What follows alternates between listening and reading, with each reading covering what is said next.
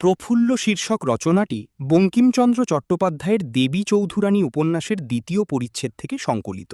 জমিদার হরবল্লভবাবুর বড় ছেলের সঙ্গে দরিদ্র ঘরের পিতৃহীনা কন্যা প্রফুল্লর বিবাহ হয়। বড়লোকের বাড়িতে কন্যার বিবাহ হচ্ছে, এই উৎসাহে প্রফুল্লর বিধবা মা সর্বস্ব ব্যয় করে বিবাহের আয়োজন করেন। বরযাত্রীদের জন্য ব্যবস্থা করা হয় উত্তম আহারের, কিন্তু কন্যাপক্ষের প্রতিবেশীদের আপ্যায়নে কিছু ত্রুটি ঘটে। এতে ক্ষুব্ধ হয়ে আমন্ত্রিত প্রতিবেশীরা না খেয়ে উঠে যান। প্রফুল্লর মায়ের সঙ্গে তাদের ঝগড়া বাঁধে। বিবাহের পরে প্রফুল্লর শ্বশুর হরবল্লভবাবু পাকস্পর্শের দিন প্রফুল্লর মায়ের প্রতিবেশীদের সকলকে নিমন্ত্রণ করেন, কিন্তু তারা কেউ গেলেন না। উপরন্তু একজন লোক মারফত প্রফুল্লর মায়ের সম্পর্কে কিছু মিথ্যা অপবাদ সুলভ কথা বলে পাঠালেন। প্রফুল্লর মায়ের সম্পর্কে এই মিথ্যা কলঙ্কের কথা প্রফুল্লর শ্বশুর হরবল্লভবাবু বিশ্বাস করলেন।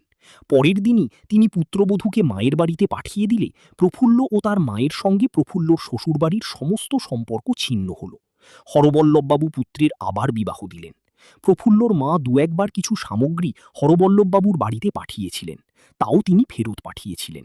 বেশ কিছুদিন পর একদিন বেলা তৃতীয় প্রহরের সময় প্রফুল্ল ও তার মা ৬ ক্রোশ পথ পায়ে হেঁটে ক্ষুধার্ত ও ক্লান্ত অবস্থায় অবশেষে জমিদার হরবল্লভবাবুর বাড়িতে প্রবেশ করলেন।